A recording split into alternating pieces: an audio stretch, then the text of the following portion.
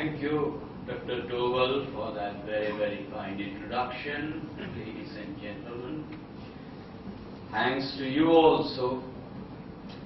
Initially, when Dr. Doval invited me, I tried to duck. I didn't exactly try to duck, I tried to postpone it. Because I thought, for God's sake, 30th of December, who is going to be interested in such a boring subject like the Indian economy?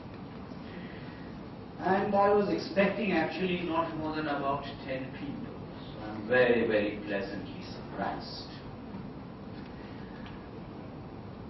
The weather outside is pretty dismal, foggy, bleak. It's a winter of discontent and no immediate sun, so to speak, to offer a silver lining in the clouds. And the reason I'm mentioning that is exactly reminiscent of what is happening in the Indian economy today. There will be absolutely nothing new that I will tell you.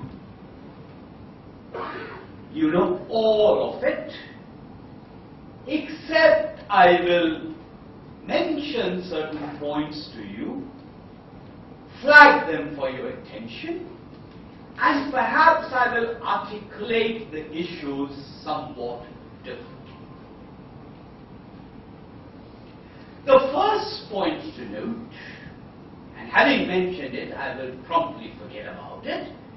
The first point to note is what is happening in India today has got very limited relevance with what is happening in the United States, with what is happening in Europe. Of course, there's some relevance, but it has limited relevance. Certainly, if one is talking about real growth in the Indian economy, and one is not talking about volatility in exchange rates, one is not talking about volatility in capital markets, what's happening globally is largely irrelevant. It is a very convenient red herring. It is a very convenient scapegoat. Because the problems that are plaguing us have less to do with what is happening globally and much more to do with what is not happening domestically. So the next time you see or hear or read that the finance minister or the prime minister or the deputy chairman of the planning commission or the chief economic advisor has blamed it on the external world, please treat it with a healthy degree of skepticism.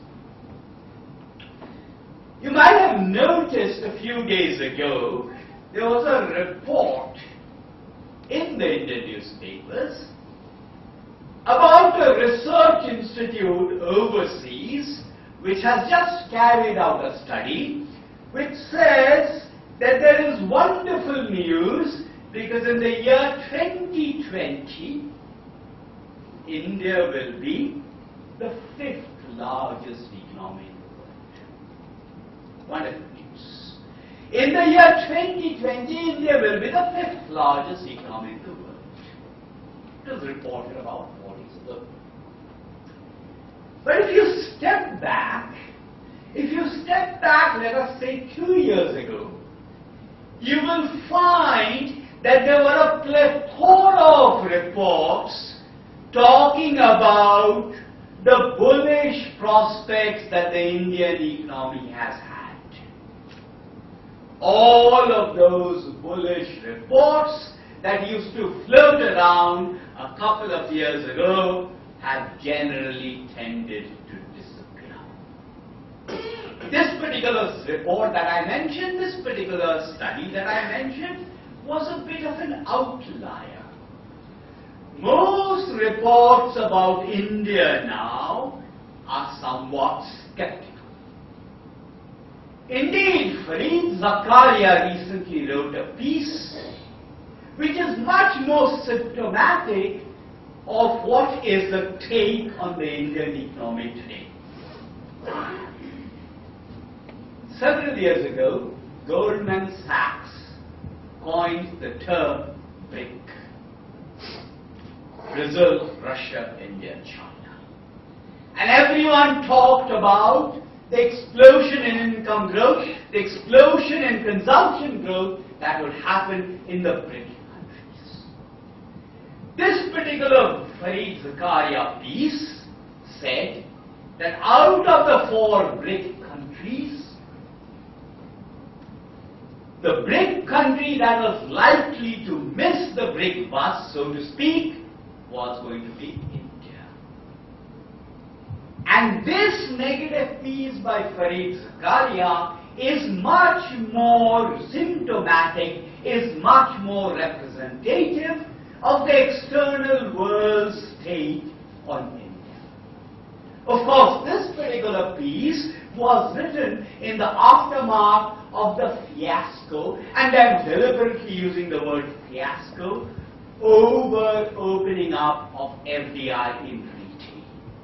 Again, as I will argue later on, the issue is not FDI in retail. There are other issues which are much, much more important. However, the basic point that I made about the external world being much more skeptical about India remains valid. The situation is pretty bad. How bad is it? Data in India invariably come out with a time lag. And the last data on GDP growth that we have are still for Q2, which is the second quarter of this particular financial year. And what does that figure tell us? That figure tells us that in the second quarter of this financial year, growth was 6.9%. 6.9%. Of course, the normal tendency is that, hey, look at all the things that are happening across the world. Look at the dismal state that most economies in the world are in. Given that, 6.9% is not that bad. Maybe yes, maybe no. When the budget was framed at the beginning of this financial year, we already knew that the world economy was in a bit of a mess.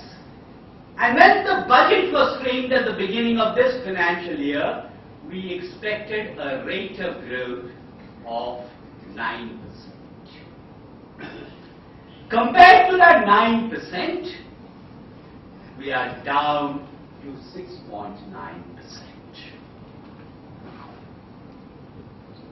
People within the government still are talking about rates of growth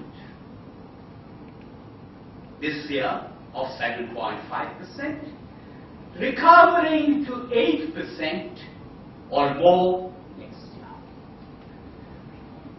Economists are bad at making predictions. They are far better at predicting the past. Having said that, let me assure you, there is absolutely no way we are going to get that 7.5% or 8%.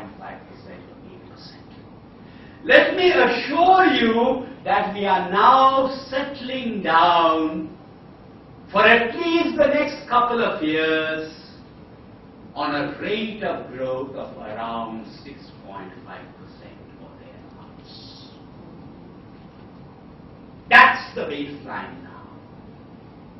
And remember, of course, that not very long ago, over a sustained period, relatively sustained period of 4 years, we used to do 9%. Those were the days when we talked about attaining double-digit growth.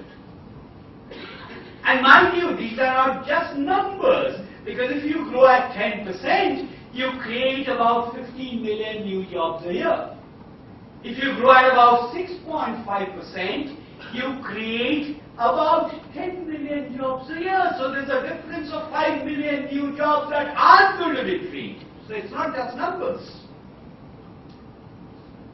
that the Dover mentioned that in the year 1991, we were insulated somewhat from the global economy. Since 1991, we have become much more open.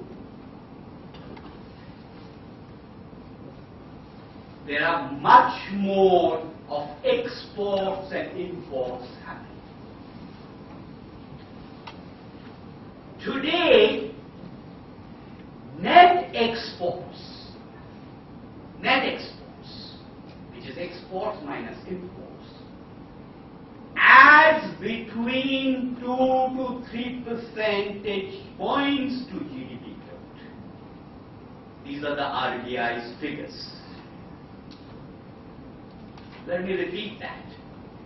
Net exports today accounts for 2 to 3% of GDP growth. And what did I say a little while ago? I said that we are settling down on a growth trajectory of 6.5%. And remember, Q2 I said, these are CSO figures of 6.9%. If you take away that 3% from 6.5%, what are you left with? You're left with 3.5%. What is the point I'm making?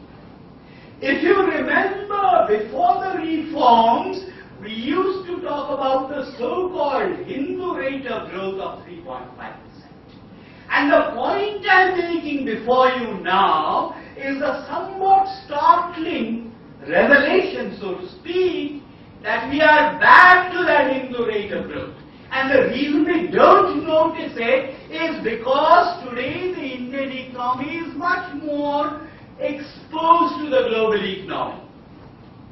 If in 1991 and before 1991 our export-import GDP ratios had been of the levels that they are today, we would have then also grown at about 6.5%.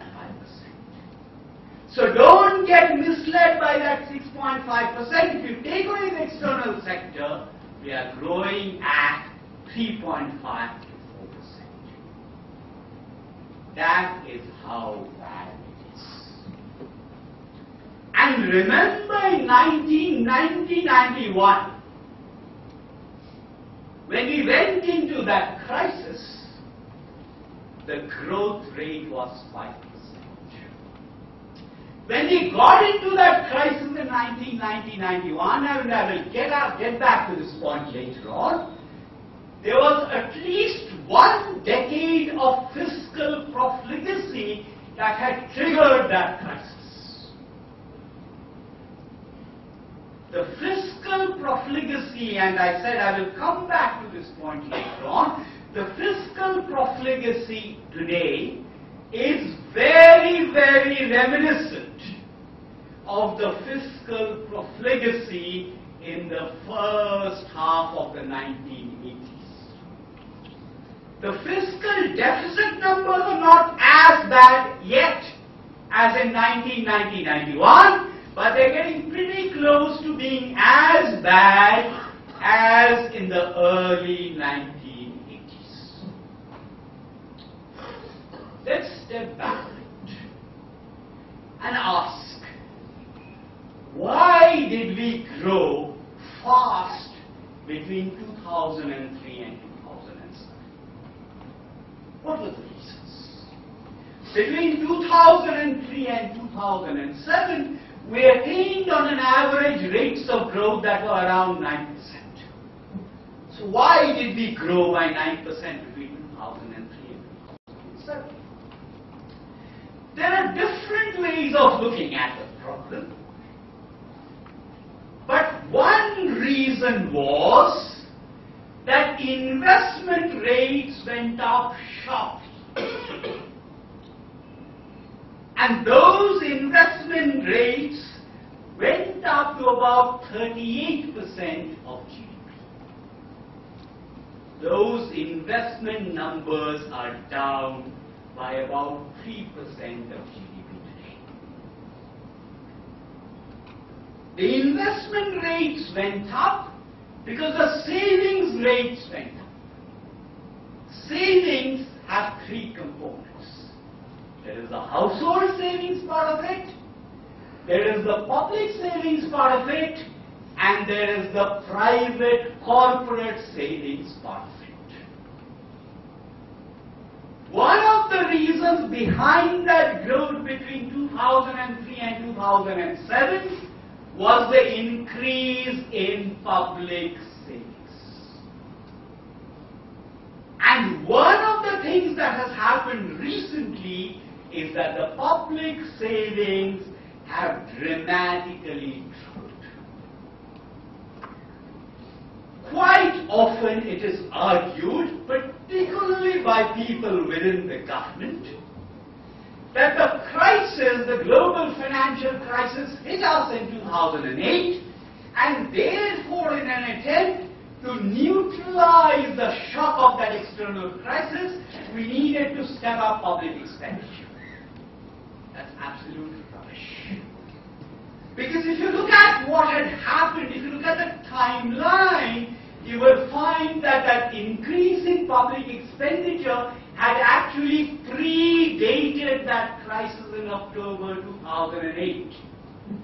That increase in public expenditure has begun to happen ever since the UPA government came into power in 2004. And I'm using 2004 because in several respects, UPA 2 is only a continuation of UPA 1. If the growth is to be sustained, if the growth is to continue at 9% levels, we need a switch away from public expenditure, which is fundamentally consumption expenditure because it does not lead to the creation of any productive assets, towards consumption, private consumption, and towards investment. Unfortunately, because of the increase in public expenditure, neither public consumption expenditure nor private investment expenditure has been happening. Earlier, whenever I used to use the term PPP, people who knew I was an economist thought I meant purchasing power parity, which is a favorite expression of economists. These days, whenever I use the term PPP, people think it means permanent policy paralysis, which is an expression that has been applied to the present government. So let's try and figure out what is this policy paralysis about. At one level, the policy paralysis seems to be about silly attempts to control inflation. Why am I saying silly attempts to control inflation? Because if you look at the components of inflation, the components of inflation are of three different types. There is the manufacturing type, there is the food type, and there is the imported kind of stuff associated with increases in global prices of various commodities. None of these is readily amenable to monetary policy measures. Monetary policy is singularly ineffective to address these kinds of inflation. Today, and you might say that, what is this guy talking about? We just read in the newspapers today that food price inflation has come down. Of course it has. But it has got nothing to do with what RBI has done. This is purely a statistical fact, because when you look at these inflation numbers, they are expressed on a base of what the index was exactly 1 year ago. And if 1 year ago the inflation levels were high, if the price levels were high 1 year ago, it is a statistical inevitability almost that the inflation numbers will come down. It has got absolutely nothing to do with the RBI tightening monetary policy. And indeed, in those terms, you will see inflation come down further from next month onwards. But if you look at investments, has that really been affected by interest rate hikes? Interest rates generally do not affect private corporate investments that much. So it is fine to say that monetary policy is singularly ineffective to address inflation. It is also fine to say that hikes in investment expenditure, hikes in interest rates discourage private consumption expenditure such as in consumer durables or housing. That's fine. But so far as interest rates adversely affecting private sector investment decisions, there are huge question marks. There must be something else that is happening in the nature of the policy paralysis. Because the private corporate sector is sitting on large quantities of cash. If you ask the banks are saying that there are no demands for credit. And let me give you a startling number. Do you know how much the Indian corporate sector invested abroad in 2010-11? Outward investments from India, 44 billion US dollars. 44 billion US dollars. How much was it 1 year ago? 18 billion US dollars. These are RBI figures. So compared to 1 year ago, from 18 billion US dollars, it has shot up to 44 billion US dollars. So the simple diagnosis is, today, people are not investing in India, people are investing abroad. And the question to ask is why? Why are people investing abroad? Why aren't they investing in India?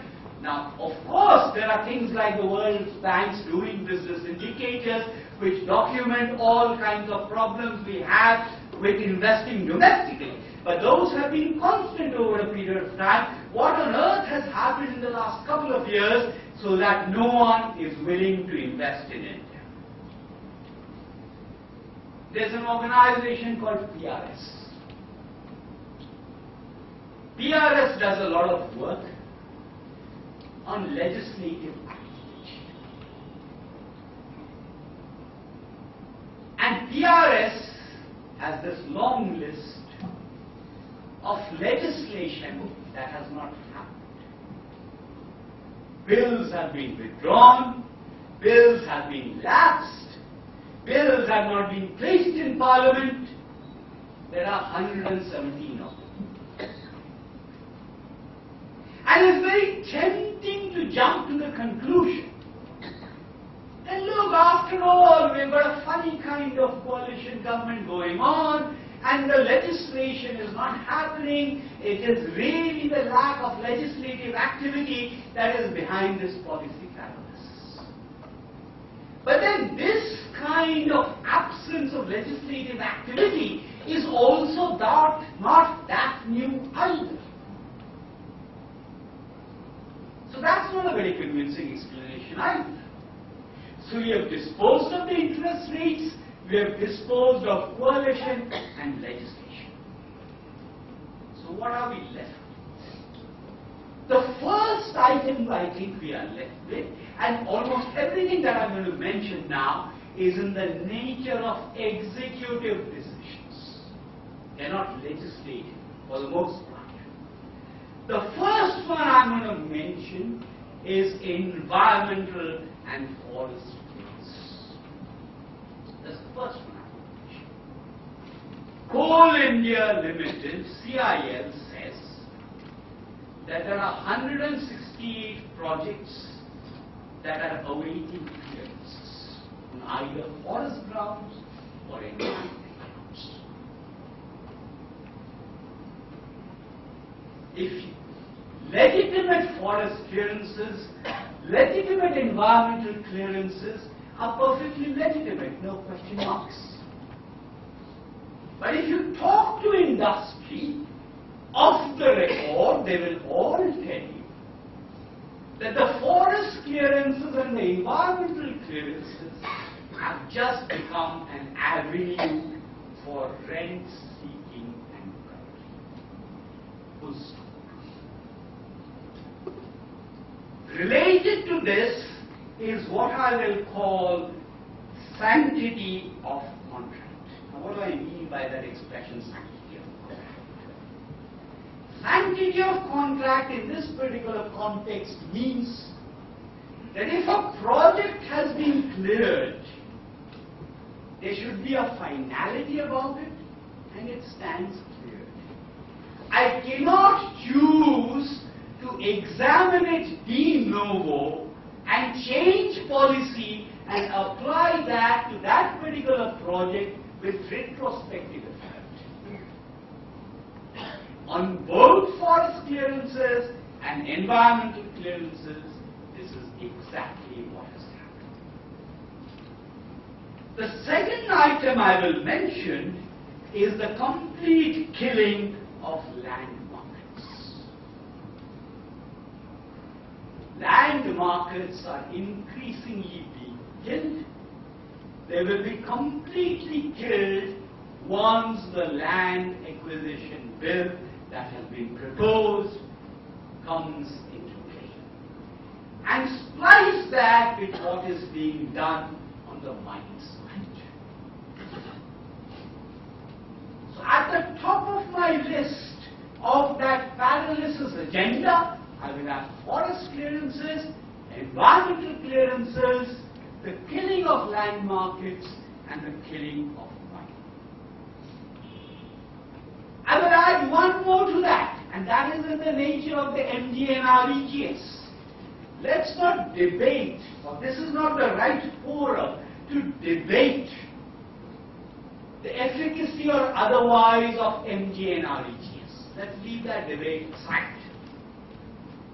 Apart from fueling food inflation, one of the things the MD and REGS has done is it has led to an increase in wages.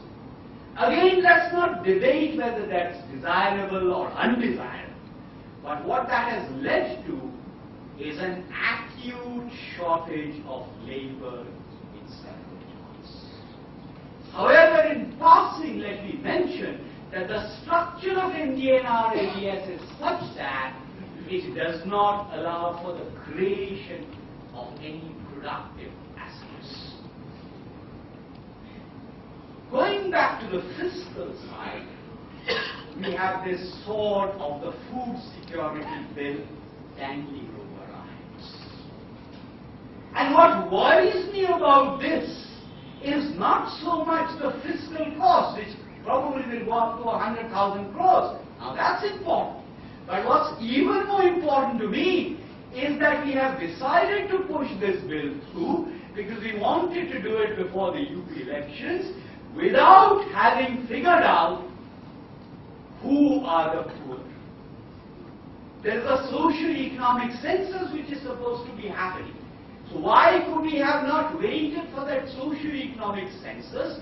Why could we have not figured out for a delivery mechanism independent of the PDS, which we know does not work, before trying to ram this decision through?